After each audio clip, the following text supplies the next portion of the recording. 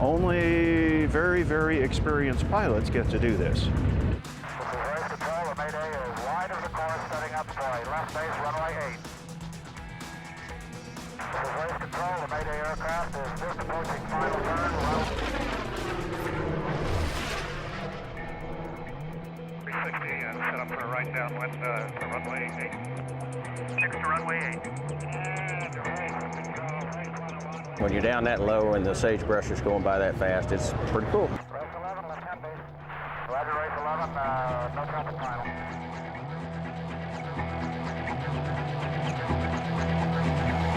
I can only maybe think of one thing that's better.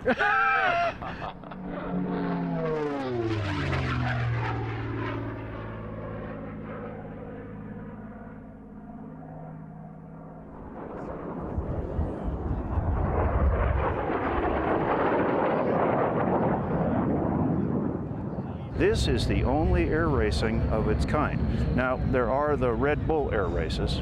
Red Bull air races, frankly, are not real air races. They are aerobatic shows. There's no aerobatics here, and it is 7 and 8 aircraft at one time racing, not one aircraft at a time. It's all about all-out speed.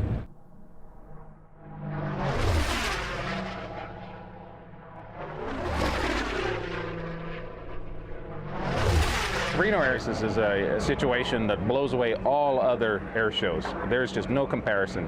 There's nowhere in the world you will see thousands of horsepower at max speed at low level. If you have any interest in aviation whatsoever, you need to come see Reno. It's the mecca of aviation.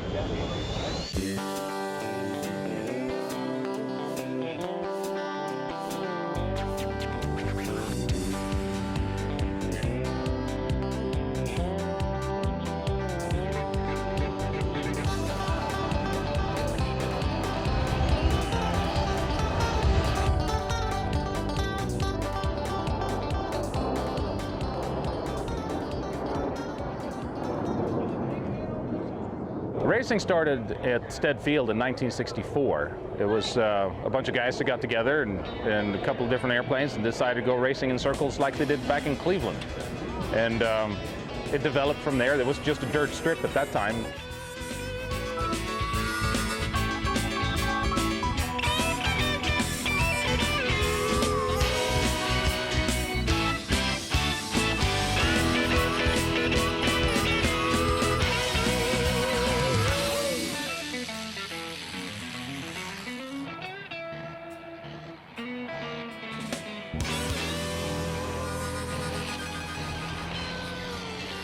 In the last 50 years, you know, we've gone from small crews and kind of basically stock airplanes to super modified 540-mile-an-hour airplanes like the Bearcat.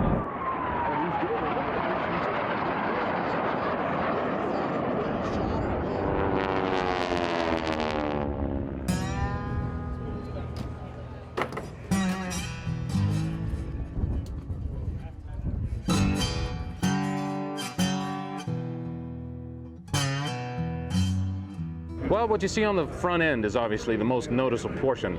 This is not a Merlin engine. It is an engine built by Rolls-Royce. It's called a Griffin, which is much larger than the original V12 that was on the Mustang. It's still a V12. An extra 1,000 horsepower stock, and in our configuration, it probably produces about 3,200 or so. It started life as a North American P-51D model, and then once we got the airplane, we completely tore it apart and built it back just to go air racing.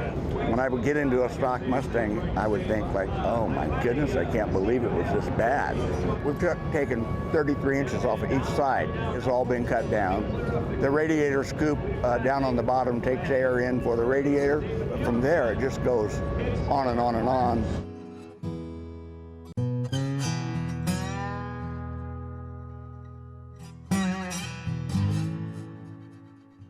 I've been racing the Iskra now. This is my second year with the TS11. I won't race any other airplane. I love the way it flies. The first Polish Iskra to race was in 2010. That was race number 3, called Pole Dancer. And I was here for that, and I saw how the airplane flew on the course, and I said, that's the airplane for me. I actually have 2. I love it. I love the airplane on the course and how responsive it is and how fast it is. It's very fast off the line on the start.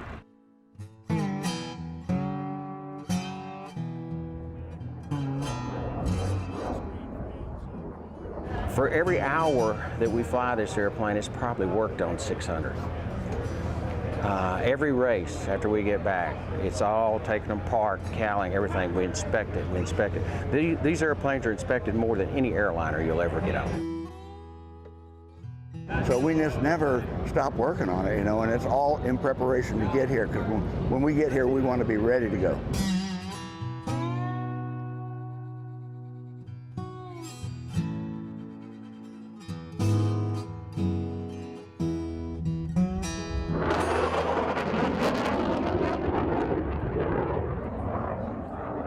They're better than new. You know, there's thousands and thousands of man hours go into those airplanes, and you know, you think too. You know, every once in a while, someone comes up with a thought. You know, oh, on modern design, they can build an airplane faster. But I promise you, a modern engineer who starts with a clean piece of paper is going to end up with an airplane similar to a P-51. We start out here. We have to be here the Saturday before. And all the airplanes get teched, and the tech inspection can take a day to a day and a half to 2 days. We qualify. In other words, we run as hard as we can. We get 2 qualifying laps, 2 attempts, 2 laps apiece, and that's how you stack out. Strager was number 1, we were number 2, and so on. The guy who wins the bronze moves up to the silver. The guy who wins the silver moves up to the gold. And then today, we'll have 7 aircraft in the gold race. It's all about the Sunday.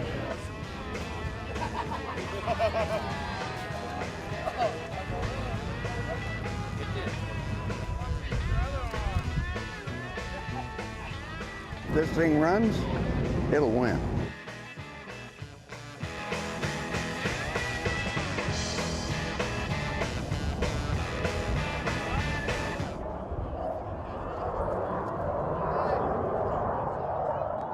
At the start, you're lined up, line a beam of each other, and you're going to full throttle and accelerating. There's going to be 3 of them. Oh, look at Lee. They're all going for it.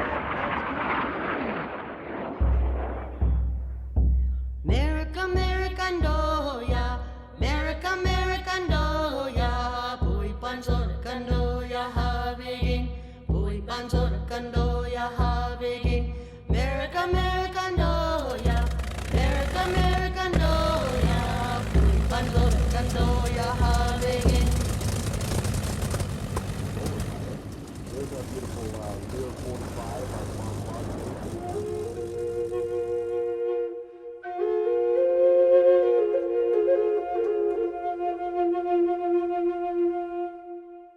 The race is on as soon as the pace plane says, gentlemen, you have a race. Gentlemen, you look great. Gentlemen, you have a race.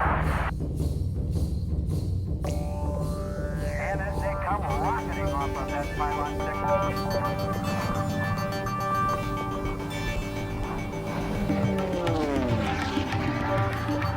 All right, let's pick our aircraft up now on the back stretch. I need to get a little more room. And as they come From that moment on, you're racing. So you're going to come up on the throttle. You're coming downhill towards the race course, and you're aiming for first the guide pylon and then pylon number 4. Frequently, you're right on another airplane. So you have to watch that you don't go past a crowd line or past a dead line, and you have to watch out for the other aircraft. So it can be very, very busy on the first lap. Race 11, I got to go on the clock on the next round. Info, understand race 11 will be on the clock on the next time. Do you want 1 or 2 laps? Race control, this is race 93. I'm coming around for my first of 2 times left. I'm on the west straightaway. Over.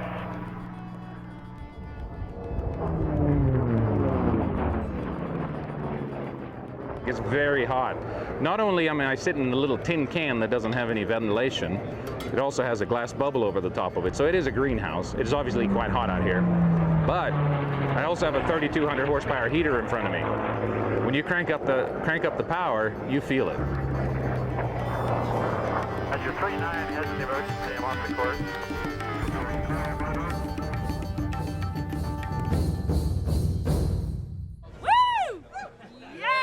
There's not time for emotional response when you're in the airplane. You don't think about how much fun it is. You don't get scared. None of those things apply. It's a very clinical, sterile environment where you're there to do a job as a professional.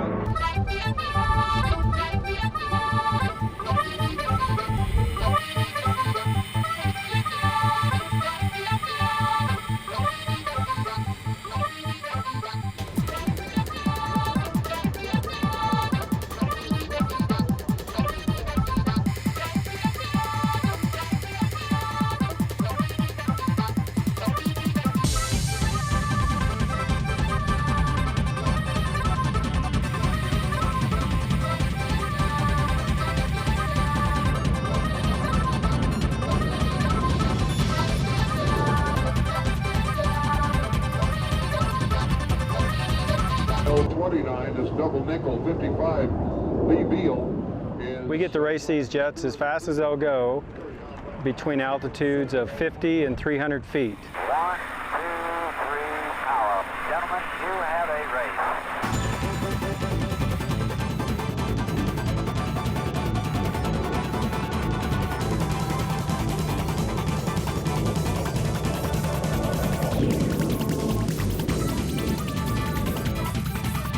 That Mike Randall has gone from the 5th division to the 2nd possibly, and then the 1st class. No, he's about 3rd. Oh no, he's got some work to do. And he's doing it.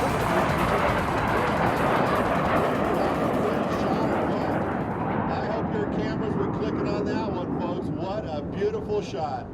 We had some competition that was just unbelievable. I mean, it was Formation 101. We were tight all the time. It was great. A really neat deal.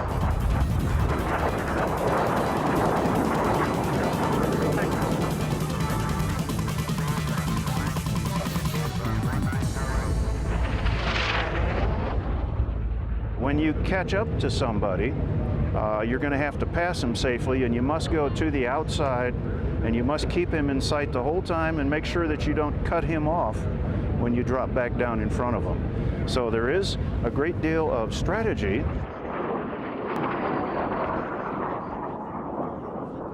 You have to be able to trust the other pilots that you're racing against. They have to be predictable, they have to be repeatable, and they have to be consistent, or we're going to ground them. This is hazardous enough.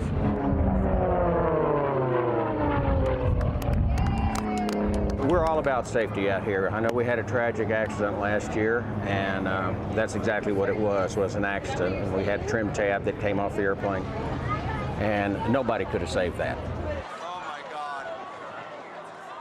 In light of last year, everybody learned a lot of things, and we're going to improve from there. Accidents happen, no matter what walk of life you're in. We can't live life without risk. You know, I choose to cross the street because I want to see what's on the other side. It's an accepted level of risk that I choose to deal with.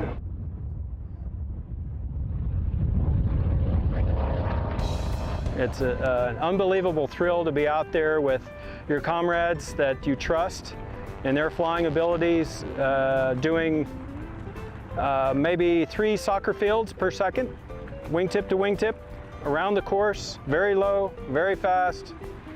It's a thrill. It's kind of like a family out here. We've all raced together for many years. I've been out here 16 years. Well, it's very exciting. You know, the sense of accomplishment is the biggest reward. You know, because you set out to do things as a group. You know, we'll set out to do this next year. We'll start thinking about this, you know, about a month from right now, you know, and start counting down to it.